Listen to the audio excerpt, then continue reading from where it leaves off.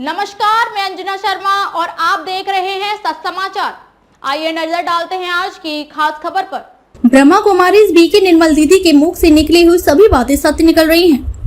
करनाल 9 दिवसीय happiness and meditation राजयोग प्रशिक्षण शिविर करनाल में चला हुआ था। आज अंतिम दिन और प्रोफेसर बीके ओंकार चंद माउंट आबू की विदाई स्वागत समारोह के अवसर पर बीके निर्मल दीदी ने बताया कि कलयुग चरम सीमा पर है। राजनेता व अन्य लोग स्वार्थ वंश झूठ के पुलंदे बांधकर अपना उल्लू सीधा करने पर लगे हुए हैं। आज वह समय आ चुका है जो आप समझने सोचने के लिए मजबूर हो जाएंगे। बिना पैसे की कोई भी फाइल आगे नहीं चलती, जबकि भ्रष्टाचार रहित नारे का ढिंडोरा पीटा जाता है। देखिए पूरी खबर। धरती पर मेरे आने का समय होगा, जब धरती पर आऊंगा तो तब इस सृष्टि पर ऐसे लक्षण आपको दिखाई देंगे। क्या लक्षण दिखाई देंगे? कि जो उस समय का राजा होगा, अधिकारी होगा, जो राज्य करने वाले अधिकारी होंगे, उनके 2 मुख होंगे खाने के लिए। आज के समय में कोई लोग शादी करने के लिए लड़का ढूंढते हैं तो लड़के वाले बताते हैं कि 50,000 तो इसकी तनख्वाह है, लेकिन 25,000 ऊपर से भी कमा लेता। अब ये ऊपर क्या है? ये ऊपर ये दूसरा मुंह है जो आप रिश्वत के जरिए से वो खा रहे हैं। ये कलयुग के अंत का लक्षण है। और आज इस दुनिया में किसी का कोई काम बिना पैसा दिए होता नहीं है। भले कितने भी शोर मचते रहे, करप्शन खत्म हो गए, भ्रष्टाचार खत्म हो गया, तो भी आज दुनिया के अंदर ये लक्षण हमारे सामने। दूसरे ने देखा पैरों में मंत्र बंधे हैं, और आज आप देखते हो कि पैरों में मंत्र यानी जो कथावाचक हैं, वो कथावाचक क्या करते हैं? इधर शराब पी रहे हैं, इधर गीत गा रहे हैं, इधर मंत्र कथा कर रहे हैं, बाहर निकल के तंबाकू पान चबा करके कुर्ला करके फिर से आपको कथा सुनाना चालू हो जाते। यानी मंत्र उच्चारण है, लेकिन जीवन में जो शुद्धता होनी चाहिए वो शुद्धता नजर नहीं आती है। भगवान ने कहा ये कलयुग के अंत का लक्षण है कि कथावाचक आपको सुनाने वाले ऐसे हो जाए।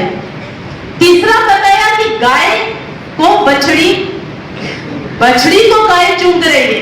वो क्या दिखाया कि अंत समय जब होगा तो लोग कन्या के धन का भी परहेज नहीं करेंगे। एक समय था जब औरत की कमाई की या नौकरी की बात आती थी तो लोग कहते थे अच्छा तुम्हारे धन से घर चलेगा, लेकिन आज कहते हैं दोनों कमाएंगे नहीं तो घर कैसे चलेगा। अंतर आ गया है दोनों बातों में। चलो वो तो एक पत्नी की बात है, लेकिन आज तो कन्याएं भी नौकरी करती हैं तो वो धन भी। और कभी कभी तो आज कलयुग में ऐसा भी देखा जाता है, कन्या से उधारी लेकर के ऐसे लेकर के उस पैसे को भी हड़प जाते हैं, बिना ही भूल जाते।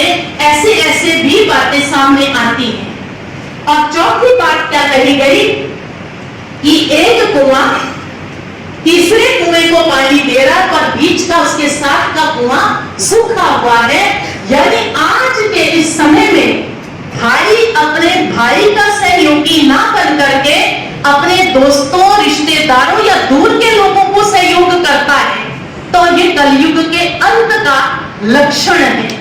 और फिर दिखाया पत्थर लुढ़का और पहाड़ों से होता हुआ पेड़ों को तोड़ता हुआ। अंत में तिनके का सहारा। तिनका यानी क्या? कि अंत समय में ये सृष्टि जो है केवल धर्म जो है एक तिनके के रूप में रह जाएगा, जो भावना का तिनका होगा। और उस भावना के आधार से ये सृष्टि पर भक्ति भावना से चलती रहेगी, और भावना से हम भगवानों को पूजते रहेंगे, लेकिन सत्य से दूर होते चले जाएंगे।